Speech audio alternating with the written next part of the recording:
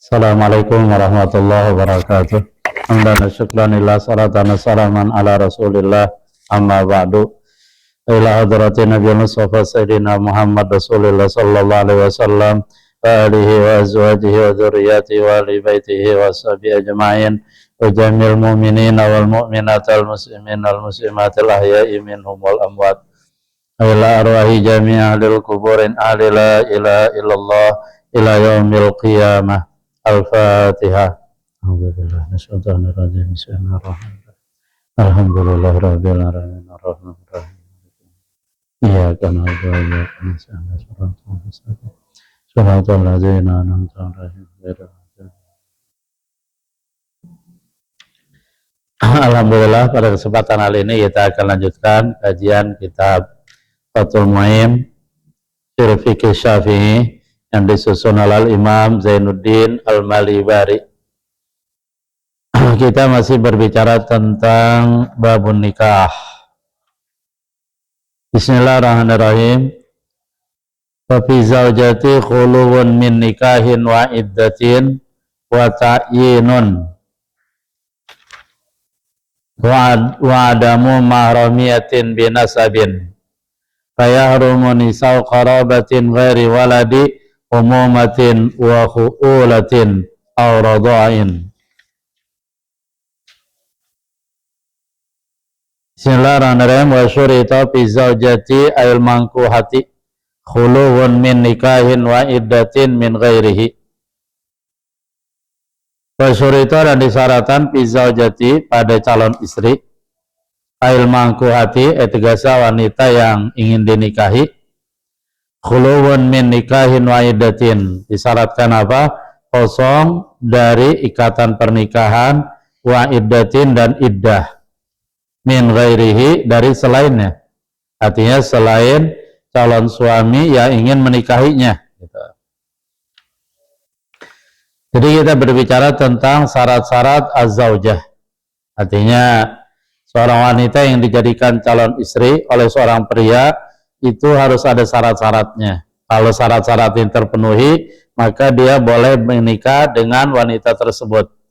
Tetapi kalau seandainya tidak terpenuhi syarat-syaratnya, maka wanita tadi tidak boleh nikahi, haram. Ketika kita lihat syaratnya di sini, wa syurita fi zaujati ayil mangkuhati, dan disyaratkan pada istri, maksudnya calon istri, ayil mangkuhati, maksudnya wanita yang ingin dinikahi, syaratnya apa? Khuluwun min nikahin, dia kosong dari ikatan pernikahan. Artinya ketika kita ingin menikah dengan seorang wanita, kita lihat dulu ketika dia kosong dari ikatan pernikahan dengan orang lain, artinya ketika dia bukan lagi posisi sebagai istri dari orang lain, maka silahkan, boleh kita nikahi. Tetapi kalau posisinya dia masih sebagai istri orang lain, ya nggak boleh lah, tidak sah, ya, haram dan tidak sah. Tapi pula nanti jadi kacau, ya, suaminya marah, ya. Kalau zaman bahasa dulu tuh bisa-bisa suaminya marah, ambil kemplangan, dikemplang sama balok gitu. Bini orang kok dinikahi, ya. Nah, itu tidak boleh, artinya tidak sah. Wa iddatin, dan wanita tadi juga, artinya wanita yang kita ingin nikahi, yang kita ingin jadikan calon istri kita, dia khuluwun, kosong, min iddatin, dari iddah. Artinya dia udah selesai masa iddah. Ketika seorang wanita dia dalam masa iddah, kemudian ingin dinikahi oleh seorang pria, nah itu nggak boleh. Contohnya gini ya, misalkan si A, dia punya istri Maryam, lalu kemudian Maryam dicerai oleh si A. Nah, ketika Maryam masa iddahnya belum selesai, dia tidak boleh menikah dengan laki-laki lain gitu. Katakanlah si C, nggak boleh. Kenapa? Karena dia masa iddah. Nah, ketika masa iddahnya selesai, seandainya dia ingin menikah dengan orang lain, artinya selain suami yang pertama yang menceraikan dia, itu nggak apa-apa, silakan aja, karena udah selesai masa iddah gitu. Asalnya sudah tidak ada mani, tidak ada penghalang lagi. Itu kalau ia ingin menikah dengan orang lain, itu ya. Maka syaratnya wanita yang dia ditalak oleh seorang suami, dia selesai dulu masa iddahnya dari suaminya, maka baru dia boleh dinikahi oleh orang lain. Kalau dia masih iddah ya nggak boleh. Misalkan dia masa iddahnya berapa? 3 kali suci ya. Suci, head, suci. Nah, selama masa iddahnya belum selesai, nggak boleh dia menikah dengan orang lain. Kenapa? Karena wanita al-mutadda, wanita yang masih dalam masa iddah, itu dia masih ada ikatan dengan suaminya, suami yang mentalak dia, dan yang berhak menikahi dia yaitu ya suaminya yang mentalak dia gitu. Makanya ketika si A katakanlah menceraikan Maryam dalam masa iddah, lalu kemudian keduanya sepakat untuk balik. Kata A, Yam, kita balik lagi yuk, aku ingin balik menjadikan kamu sebagai istri. Nah, itu kan namanya rujuk ya. Dan dalam hal ini tidak harus pernikahan baru, tidak juga pakai mahar, ya sudah balik saja, tinggal rujuk, gampang gitu ya. Kecuali kalau Maryam sudah selesai masa iddah, suci, head, suci. Nah, kan sudah selesai itu 3 kali suci. Maka ketika A ingin balik kepada Maryam, ketika ingin menjadikan istrinya lagi, nah di sini harus akan nikah baru dan juga si A bayar mahar lagi gitu. Jadi sebagaimana pernikahan yang biasa gitu. Nah, ini masalahnya Maryam ingin dinikahi oleh katakanlah si C gitu. Nah, ini nggak boleh selama Maryam masih dalam masa iddah tadi itu. Nggak boleh. Nggak boleh dia dinikah oleh si C. Nah, kecuali kalau nanti udah selesai masa iddah, baru Maryam boleh dinikahi oleh si C gitu.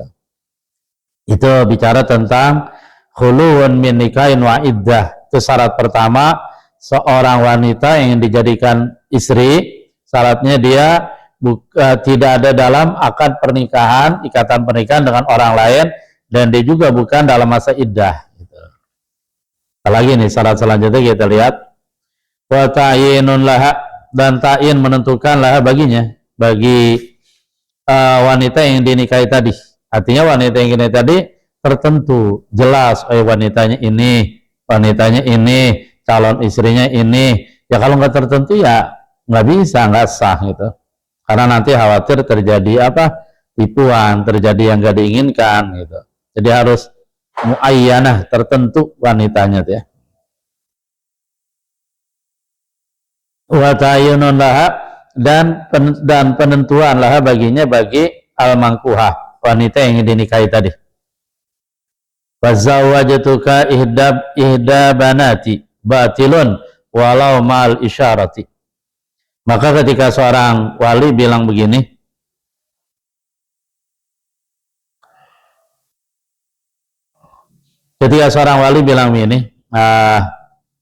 Ananda Ahmad, saya nikahkan kamu dengan salah satu dari beberapa putriku. Nah, itu tidak sah, ijabnya tidak sah. Kenapa tidak sah? Karena di sini tidak tertentu. Kita bayangin ketika wali bilang zawwajtuka ihda banati, aku nikahkan kamu dengan salah satu dari beberapa putriku. Ini batilun, tidak sah, karena calon istrinya nggak tertentu, artinya tidak jelas yang mana gitu. Kan bisa jadi nanti katakanlah diincar yang ini nih cakep, nggak taunya yang jelek, wah jadi repot urusan. Katakanlah diincar yang ini nih yang dijadikan istri, ternyata yang dipilih oleh walinya, nah yang ini nih yang pendek misalkan, tidak bermaksud menghina ya, itu hanya perbandingan saja walau mal isyarati, walaupun wali tadi menggunakan isim isyarat, walaupun wali tadi bilang begini, zawwajtuka ihda banati haula'i. Nah, haula itu isim isyarah, aku nikahkan kamu salah satu dari beberapa putriku, haula, mereka gitu. Itu juga tidak sah ya, batil. Lagi dan lagi apa alasannya? Karena calon istrinya ghair muayyana, tidak tertentu gitu. Kita lanjut. Wa yakfi ta'yinu biwasin aw isyaratin. Nah, barometer ta'yin, barometer dianggap wanita tadi sudah tertentu, calon istri tadi sudah muayyana, sudah tertentu ya. Dengan cara apa? Wa yakfi, dan mencukupi at-ta'yin, menentukan, biwasin, dengan menyebutkan sifatnya, aw isyaratin, atau menggunakan isyarat itu ya, menggunakan isyarah gitu.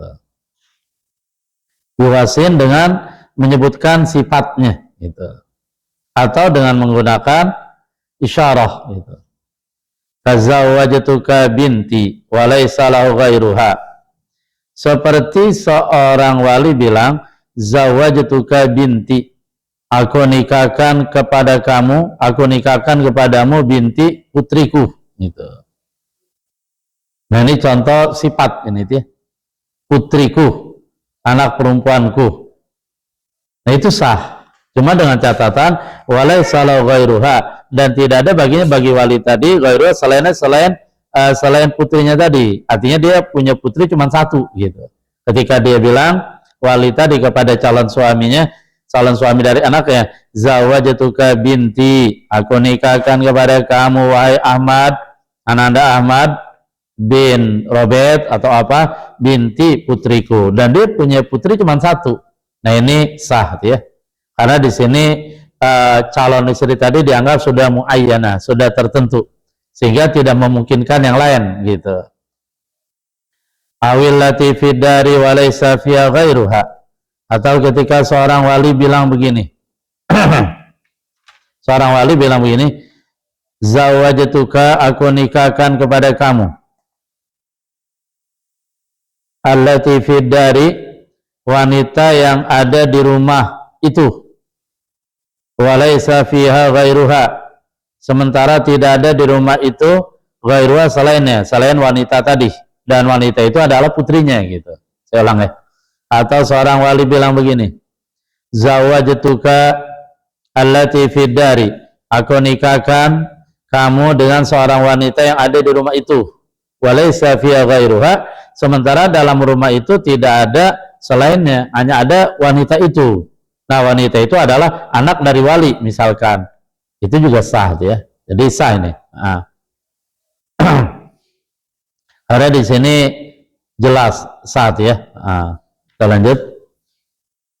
Hadhihi, atau seorang wali bilang begini, zawwajtuka hadhihi, aku nikahkan kamu hadhihi dengan perempuan ini gitu. Dan perempuan tadi adalah mauliyatuhu, wanita yang berada di bawah kewaliannya, artinya yang dia memang sebagai walinya. Nah dengan menyebutkan zawwajtuka hadhihi, aku nikahkan kamu hadhi, ini perempuan, dan perempuan ada, itu sah ya, sah itu.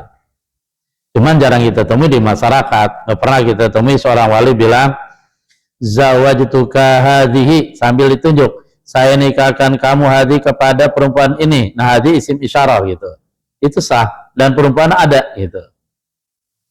Wa in sama bi ghairi ismiha fil kulli, walaupun wali tadi samaha menyebutkan atau menyebutkan perempuan tadi itu walau wa in sama sekalipun wali tadi menyebutkan wanita tadi bi ghairi ismiha dengan selain namanya fil kulli, pada seluruh siga di atas gitu.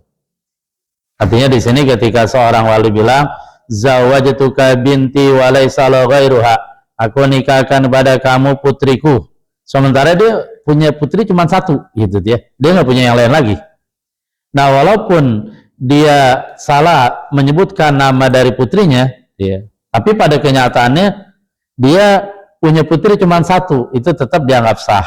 Katakanlah seorang wali bilang ini, zawwajtuka binti, aku nikahkan pada kamu putriku, dan dia nggak punya putri kecuali satu gitu. Cuman kemudian disebutkan namanya, harusnya katakanlah putrinya misalkan namanya Maryam gitu ya.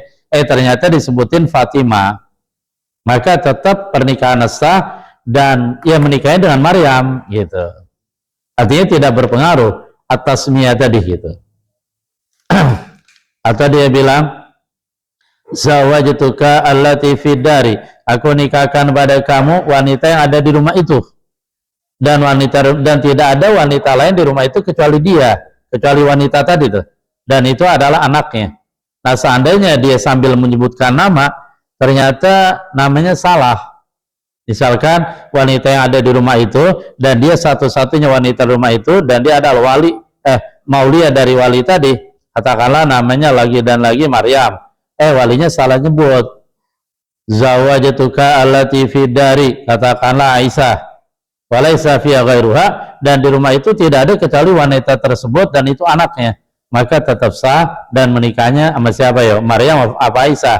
Tetap sama Maryam. Itu sama dengan ketika dia bilang zawajatuka hadhihi, aku nikahkan kamu dengan wanita ini, dan wanita itu hadir di sini, wanitanya itu gitu. Ternyata dalam penyebutan nama dia salah menyebutkan wanita ini. Nah itu tetap pernikahan sah, dan nisanya menikahnya dengan wanita hadhihi yang al-musyar ilaiha, yang ditunjuk tadi gitu.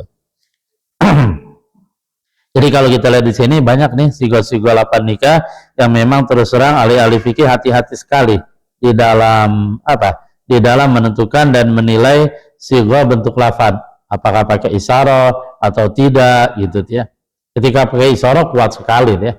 Contoh ketika Nabi Allah Ibrahim alaihissalam, ini selingan dikit ya, ditanya oleh Raja Namrud bilang begini, anta fa'alta hadza bi alihatina ya Ibrahim, ay Ibrahim, ente nih yang ngerusak, menghancurkan patung-patung ini gitu.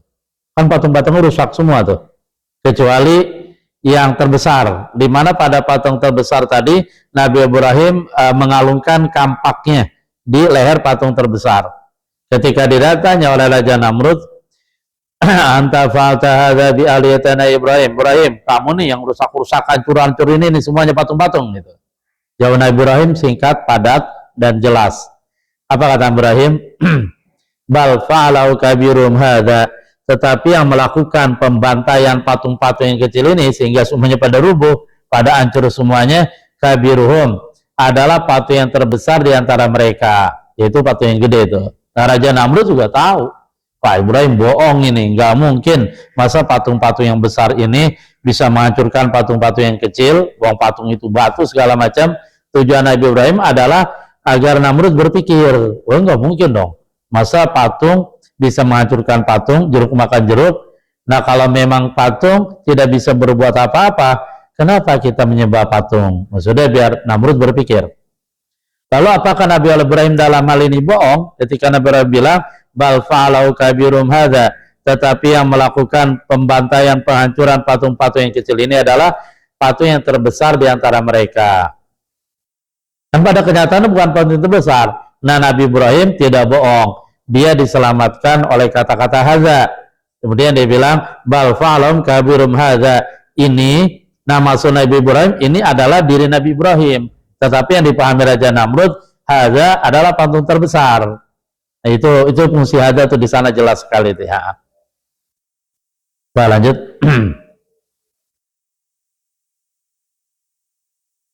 Bi khilafi zawajtuka Fatimata wa in kana asma bintihi illa inna wayaha. Bi khilafi, lain halnya dengan ketika wali bilang zawajtuka Fatimata, aku nikahkan kamu dengan Fatimah gitu. Artinya tidak menggunakan kata-kata binti gitu. Zawajtuka Fatimata, udah gitu aja. Dengan dia tidak menyebutkan zawajtuka binti Fatimata. Nah kalau disebutkan zawajtuka binti Fatimata, aku nikahkan kamu dengan putriku namanya Fatimah, itu sah, ijabnya sah. Tetapi ketika wali bilang ini zawajtuka Fatimata, aku nikahkan kamu Fatimah, ini tidak sah. Kenapa? Karena tidak muayyanah, artinya tidak tertentu pada Fatimah yang anaknya. Kenapa? Karena Fatimah banyak. Zaman Nabi aja ada Fatimah bin Muhammad, ada Fatimah bin ini ya. Jawabannya likasratil fawatim. Fatimah zamannya fawatim. Karena banyak Fatimah. Bisa jadi Fatimah yang jualan es tuh sore-sore mau puasa ngabuburit. Bisa juga Fatimah Afan ya, yang kerja di kantor. Bisa juga, jadi banyak gitu ya. Wa in kana asma bintihi, walaupun Fatimah tadi adalah nama dari putrinya gitu. Illa inna wayaha, kecuali jika keduanya di sini wali dan calon suami meniatkan Fatimah anak dari wali tadi, maka sah gitu. Berarti di sini harus ada bantuan niat gitu ya. Illa inna wayaha, kecuali jika keduanya wali dan calon suami meniatkan Fatimah anak dari wali tersebut, gitu. Nah itu sah ya. Walau kalau seandainya, ini masih lau terus ya. Jadi lau itu nggak masalah kalau diucapkan oleh ulama. Ya. Tapi kalau lau diucapkan oleh orang awam dan itu pengandaian seandainya, lau seandainya, lau fa'altu kada kana kada, seandainya aku lakukan ini maka akan seperti ini. Coba waktu itu saya tidak lakukan itu maka akan tidak jadi seperti itu. Nah kalau lau dalam bentuk ini diucapkan oleh orang awam karena menyesali perbuatan yang sudah lalu, itu nggak boleh, gitu ya. Kenapa nggak boleh? Karena dalam akidah Islam yang betul adalah kita lanjutkan, kita katakan masya Allah kan wa ma lam yasha lam yakun. Apa-apa yang Allah kehendaki terjadi, yang Allah tidak kehendaki tidak terjadi. Nah sementara kalau lau itu disebutkan oleh para ulama boleh, gitu ya. Karena lau para ulama itu akan menimbulkan keilmuan yang tadinya belum terpikirkan, akan mengembangkan cara berpikir keilmuan. Kita lanjut. Walau kalau seandainya wali berkata gini, zawajatuka binti al-kubro, aku nikahkan kamu binti kepada anakku al-kubro, yang terbesar, yang paling gede. Kalau orang Jakarta dulu yang paling tua, gitu ya. Wasama bismi sughra, dan wali tadi menamakan, menyebut nama dari binti al-kubro bismi sughra, dengan nama putri yang kecil, sohafil kubro, maka sah akan nikahnya pada putri yang tertua. Gini maksudnya, jika seorang wali bilang ini zawajtuka binti al-kubro, jadi wali tadi katakanlah dia punya dua anak perempuan. Anak perempuan yang paling gede katakanlah namanya Fatimah, anak perempuan yang paling kecil katakanlah namanya Aisyah, gitu.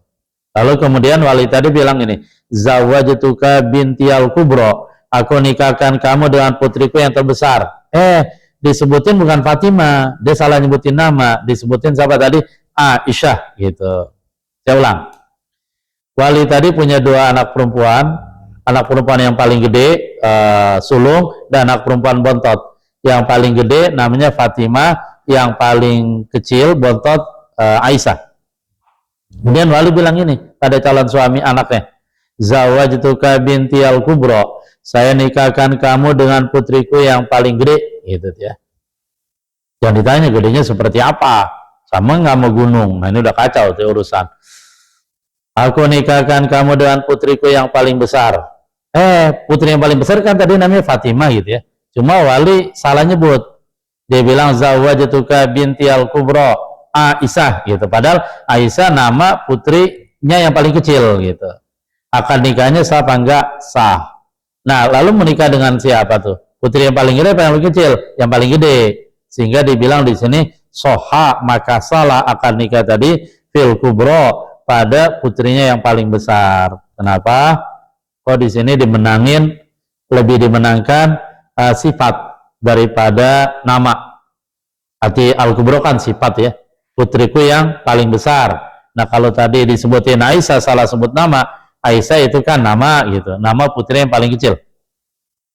Alasan ali anal kibara sifatun qaimatun bidzatiha, karena al-kibara sesungguhnya kata kibar artinya posisinya dia paling tua, paling besar, adalah sifatun qaimatun bidzatiha, sifat yang qaimatun bidzatiha, melekat pada zatnya, zat anak putrinya paling gede, gitu.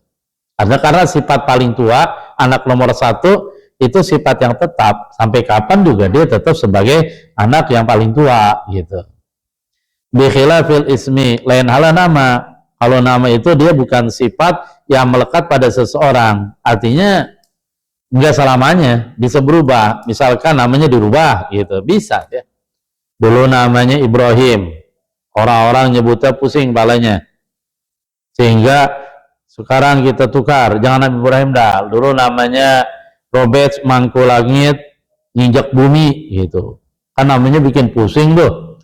Akhirnya siapa nama ente? Apalagi kalau dia absen di sekolah, Robert Mangkulangit injak bumi, nah lo acak-acakan dia. Kemudian namanya kebanyakan, akhirnya musyawarah keluarga, udah nama ente diganti dengan nama yang bagus, siapa? Abdullah. Nah ketika itu namanya jadi ganti, artinya yang namanya bicara tentang nama itu tidak langgeng gitu ya. Bi khilafil ismi, beda halnya dengan nama gitu. Faquddima alaihi, maka didahulukanlah al-kibar, yaitu posisi anak pertama, posisi yang paling gede, alaihi atas nama gitu. Lanjut, masih ada law ini ya. Walau kalau seandainya wali bilang ini, zawajtuka binti Khadijah, aku nikahkan kamu putriku. Nah putrinya namanya siapa? Khadijah gitu. Fabanat bintu bnihi, lalu jelaslah bahwa Khadijah itu adalah putri dari anaknya. Ternyata Khadijah bukan nama putrinya, Khadijah itu nama cucunya gitu. Kita ulang ya. Walau kalau seandainya berkata wali, zawajtuka binti Khadijah, aku nikahkan kamu putriku Khadijah. Fabanat bintu bnihi, lalu zaharat tampak jelas bintu bnihi, putri dari anak laki-lakinya. Ketika seorang wali bilang ini, zawajtuka binti, aku nikahkan kamu dengan putriku Khadijah. Fabanat bintu bnihi. Soha inna wayaha au ayyana bi isyaratin au lam yu'rab li sulbihi ghairuha wa illa fala. Gitu. Kita ulang.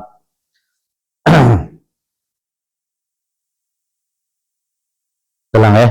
Walau kalau seandainya wali bilang gini, zawajtuka binti Khadijah, aku nikahkan kamu putriku Khadijah. Fabanat bintu bnihi.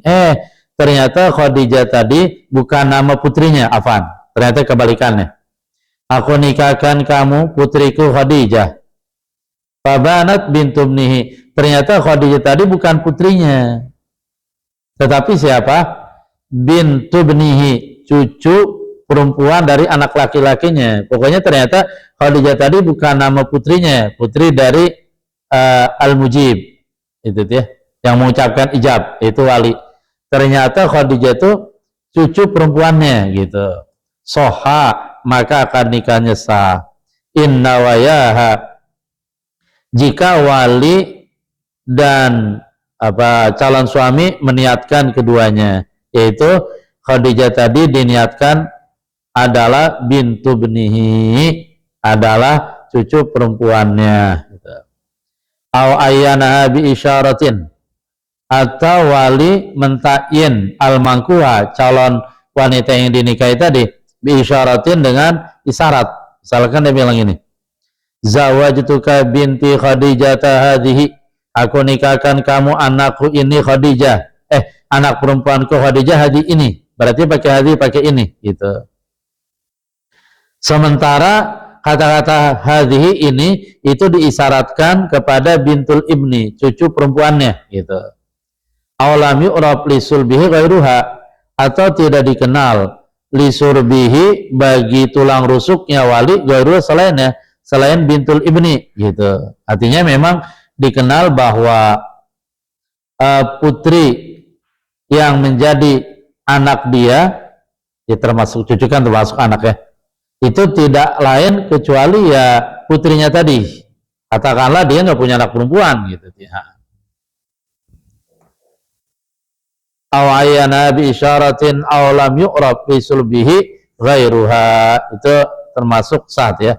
Wa illa, dan jika tidak, fala, maka tidak sah. Artinya wa illam yanwiyaha wa lam tata'ayyan bi isyaratin wa urifa li sulbihi bintu ghairiha fala yasul aqdu. Dan jika tidak, artinya jika keduanya wali dan calon suami tidak meniatkan Khadijah tadi adalah cucunya, tidak meniatkan cucunya, atau tidak ditentukan dengan kata-kata hazihi, atau diketahui bahwa dia memiliki anak kandung selain putrinya tadi gitu, selain cucunya tadi, maka tidak sah. Wa illa ay wa illam yanwiyaha wa lam tata'ayyan bi isyaratin wa urifa lisulbi bintun ghairuha fala yasul aqdu. Alhamdulillah selesai bicara tentang syarat calon istri. Yang pertama tadi apa? Khulu min nikahin wa iddah, kosong dari pernikahan dengan ikatan pernikahan dengan orang lain, dan dia kosong dari masa iddah. Artinya iddahnya sudah selesai. Kemudian ta'yin, harus tertentu. Wanita yang ingin dijadikan calon istri itu harus tertentu. Jadi kalau nggak tertentu nanti salah gitu ya. Bisa salah masuk, bisa salah istri, segala macam. Maunya ini ternyata itu, dan seterusnya. Wa syurita fiha aidan adamu mahramiyatin baina wa bainal khatib binasabin. Dan disyaratkan padanya pada al-mangkuha, wanita yang dijadikan istri juga adamu mahramiyatin, tiada ada hubungan mahram. Artinya ketika ingin menikah dengan seorang wanita itu harus diketahui dulu ada hubungan mahram apa enggak nih. Kalau ada hubungan mahram nggak boleh gitu, nggak boleh, tidak sah nikahnya. Tetapi kalau sudah jelas oh ini tidak ada hubungan mahram, bainaha, antara wanita yang dinikahi, wa bainal khatib, dan antara al khatib, wanita yang ingin melamarnya yang akan menjadikan istrinya, binasabin, mahram dengan nasab. Tapi insya Allah itu nanti kita bahas nanti ya. Artinya lagi dan lagi, apalagi zaman sekarang banyak sekali orang suka tidak jelas apakah mahramnya atau bukan. Ketika seseorang punya anak di mana-mana nih, tahu-tahunya dia menikah dengan saudara saya dan seterusnya, misalkan gitu. Sehingga harus benar-benar jelas, diteliti dulu wanita yang dinikahi, dia ada hubungan mahram apa enggak. Ada hubungan mahram, stop, nggak boleh, tidak sah. Tetapi kalau tidak ada hubungan mahram, baik mahram dengan nasab, mahram dengan rodho, maka silakan lanjut pernikahannya. Fayahrumu bihi li ayati hurrimat alaikum ummahatukum wa banatukum wa akhawatukum wa ammatukum wa khalatukum wa banatul akh wa banatul ukhti. Yang bisa disampaikan, soalnya nanti kita lanjutkan. Pada hari yang benar dari Allah Subhanahu wa taala, yang salah dari kebodohan saya sendiri. Mohon maaf atas salah kekurangan. Subhanallah bihamdi, subhanakallah bihamdika, asyhadu an la ilaha illallah, alhamdulillahirabbil alamin. Assalamualaikum warahmatullahi wabarakatuh.